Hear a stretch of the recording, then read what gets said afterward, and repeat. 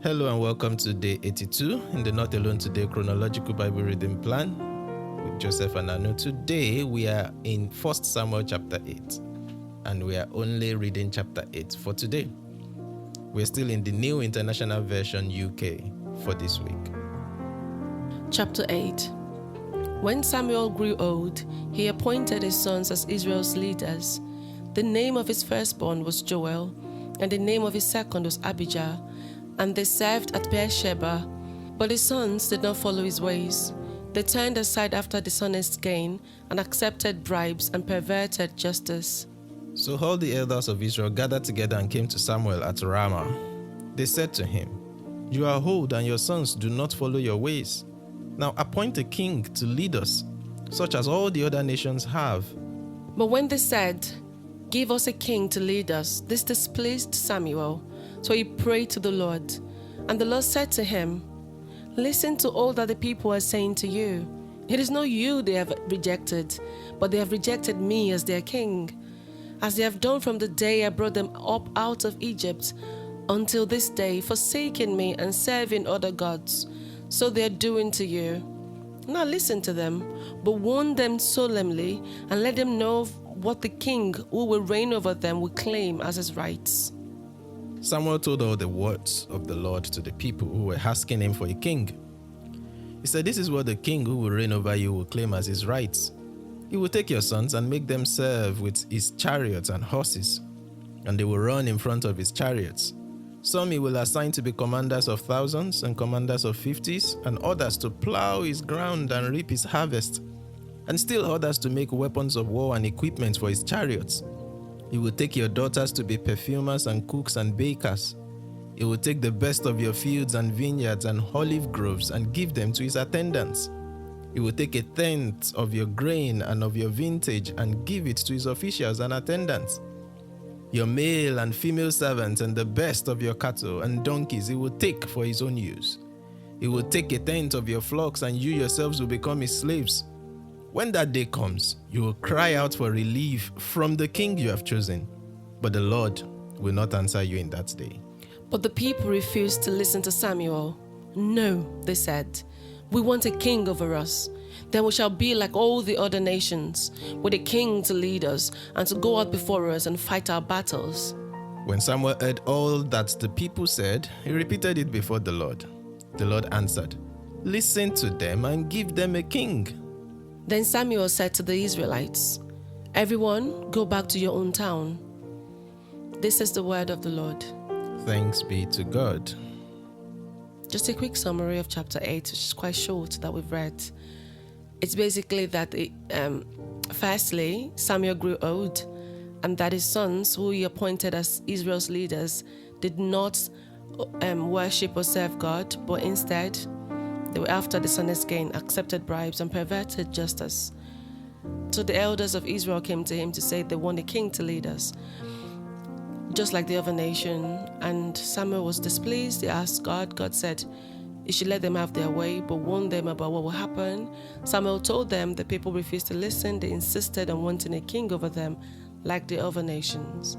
And then Samuel said to them that they should go back to their town.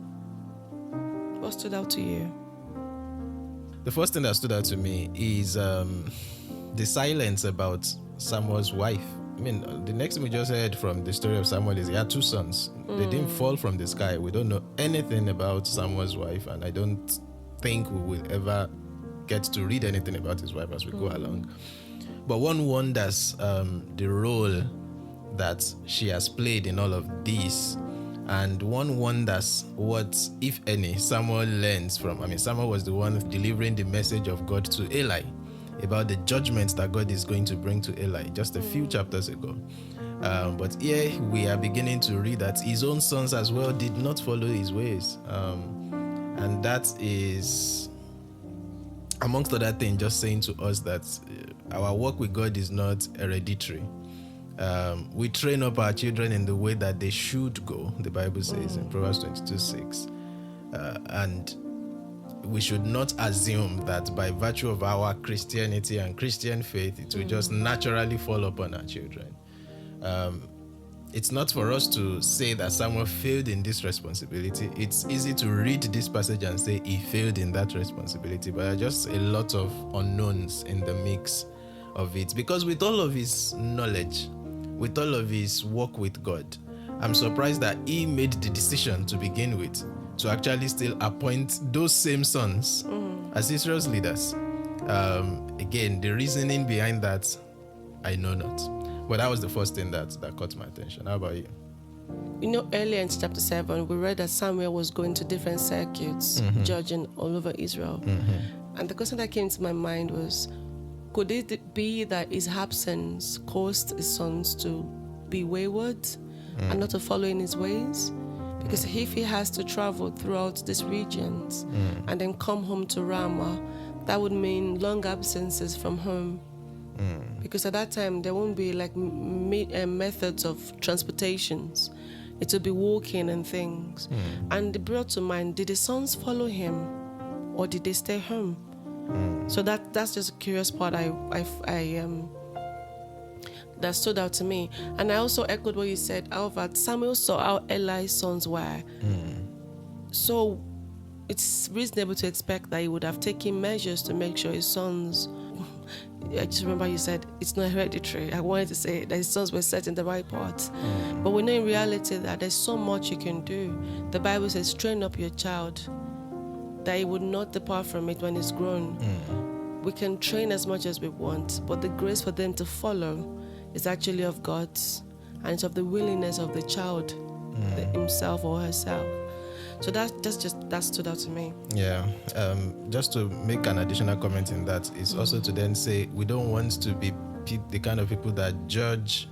We get to be unnecessarily harsh on children of ministers of God that do not seem to have followed in the ways of their parents, as though it is a declaration of failure on the parents' part. It's not impossible, but that judgment is not ours to make. And there are just a whole lot of factors that goes into parenting and how people turn out later in life than what we could possibly know based on our expectations and imaginations and cultural leanings and lenses. So we must just continue to extend grace, basically. You would see within a family some really sterling children, and then you still find a black sheep and you keep wondering, how did this happen? It's not for us to figure out, it's not for us to judge the parents, it's not for us to judge the child, really.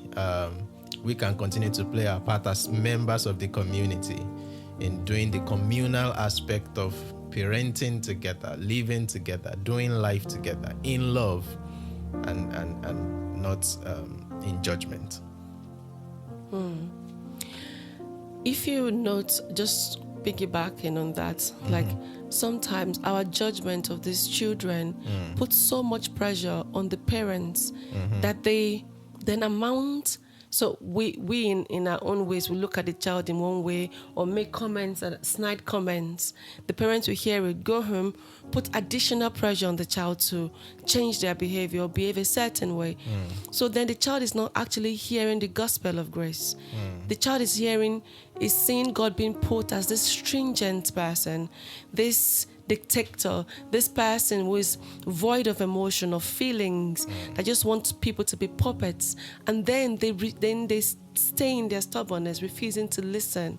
So I'm just trying to say that whilst we may notice things, we should try as much as possible not to make judgment. Sometimes our judgment isn't even in words that we say. Some of us, we refuse to say things, but it's the way we look at those children or look at the parents. And it's I've seen it quite a lot, and it's not good. It's very sweet in a sense. The judgment is sweet when it is you giving it out. But when it is done to you, we know how it feels to be judged, how we want to hide and protect ourselves from it. So if we think of that, it will make us draw back a little to pass on judgment. That's one word to say for that. And the part that stood out to me mostly in chapter 8 that we read, was the Israelites' decision in choosing a king. On the first hand, it was selfish, and on the second hand, it was cowardly. Firstly, they wanted a king like the other nations, and then the coward parties, they wanted a king who would go before them and fight their battles for them, so they can chill and relax at home. That's how I read it to mean. That's what he said in verse 20. In practical sense, what came out to me when I was reading was how that we mostly base our life on comparison to other people. And this is what the Israelites are doing. Like in real sense, like in practice, what I've seen is some parents or some moms, they go on social media, doom scrolling. I shouldn't call it doom scrolling. It seems as that's judgmental. They go on social media, scrolling through different posts. And what they see there is how they structure their homes. 1 minute they want their child to go do boxing because one person posted a child doing boxing. The next minute they want their child to learn the grand piano, and it never ends. And that's what comparison does. Yeah. It brings so much dissatisfaction. 1 minute we are in our house, our child said something, we're smiling at them, content. I was smiling at our husband, rubbing his head. We're okay, everything is fine. We're home to the kitchen to go get lunch. But the moment we go on our phone and start seeing this post, dissatisfaction comes in. And everything that looks so okay in the morning doesn't seem enough anymore. Now we're making arrangements to call this person so they can teach our children this skill. We're learning. It's mind-blowing. It's mind-blowing. That's why when Proverbs 22 verse 6 says we should train up our children in the way they should go, not in the way our neighbor's child is going, or in the way social media moms are training their children, or in the food or their lunch prep that they're doing that looks so good. It is in the way they should go. So basically, the instruction is the blueprints God has given to us that we're giving to them. We are coaches for them. It is not do as I see them do, it is do as I do. So, and then the outcome of this training is that when they are old, they will not depart from it. So going back to when we say a child misbehaving and we judge, it's not complete because the training is holistic. It's not just moments, it's not a burst of moments, it's not just May 22, this is the way it should go. If it's not going that way, that child is bad. The training is complete in them in that when they are old, they will not depart. They will remember where they're from. So even the children we call black sheep, so to say, they still know what the right ways and what the wrong way is, and they're choosing their own path. That does not mean that their training was incomplete. It just means that child has weighed both ways and have chosen to follow one way, which is what we adults do as well. So sometimes to me, it baffles me why we think children should behave better than us. We, the parents, are cutting corners. We are gossiping, we are backbiting, we're doing all sorts of things. But somehow we want to present this sterling child that doesn't do any of these bad habits that we do. So that then we present them as like an offshoot of us. But that is not what the Bible says. These children are God's inheritance, not our inheritance. They're His masterpieces, not our masterpiece. They're not for us to showcase on a shelf to say, oh, look at this child, they can read Exodus 1 offhand. No. Is that, look at this child, he's following God's way, and I'm actually learning from the child. Because even when we train the child, they get to build their own followership of God, their own way, as they see fit, as they understand it. Yeah, I'll stop. Thank you. In verse 6, there's something striking there as well. When they came and asked, give us a king to lead us. Bible says this displeased Samuel, so he prayed to the Lord. I saw a way there to process our displeasures. It sounded immediately like an attack on Samuel, and that could have easily gone 17 different ways. It could have taken it personal. It could have let it fester. Despite all the leadership I've given to you, were you there when I was traveling from Gilgal to this, to Bethel, to Kiriath Jearim, he did not do that. He chose instead in the midst of the displeasure, and while the people were still there, because he would go on to give them a response after this prayer. It's not like he asked them to go, he let it fester, and then when it was getting uncomfortable for his emotions, he decided to pray. Prayer was his first response. This displeased Samuel, so he prayed to the Lord. And God told him immediately a message for the people. And then he came back and gave them that message right there before sending them back on their ways. And the other thing that then struck me as well is what he said about the king. On the one hand, this wasn't a surprise to God, because while he was giving the laws, he has given them a law for when they will have a king and what the king should do. Back in Deuteronomy, we saw all that instruction. But within verse 11 and 18, at least I can count 1, 2, 3, 4, 5, 6, 7 times that he uses the phrase, he will take. That king will take your sons and do this with them. He will take your daughters and do this with them. He will take the best of your fields. He will take your grain and your vintage. He will take your donkeys and your male and female servants. He will take a tenth of your flocks. He will be a taker, basically. And that tells me that there are two kinds of leaders, in a sense. Takers and givers. There are leaders that take. He will take this, take that. Or people that would actually give of themselves. They will give above and beyond. They will give beyond the call of duty. They will give as God is pouring into them. They continue to expand in capacity so that they can be better givers rather than takers. And yeah, I found that quite instructive for me and my own leadership responsibilities and roles. Yeah. True. Thank you for that. So that concludes our reading and discussion of chapter 8. I hope that's blessed you. On day 83, we would read 1 Samuel 9 to 12, where we would read about Samuel's response to the Israelites. And until then, remember, you're not alone. Today, God bless you.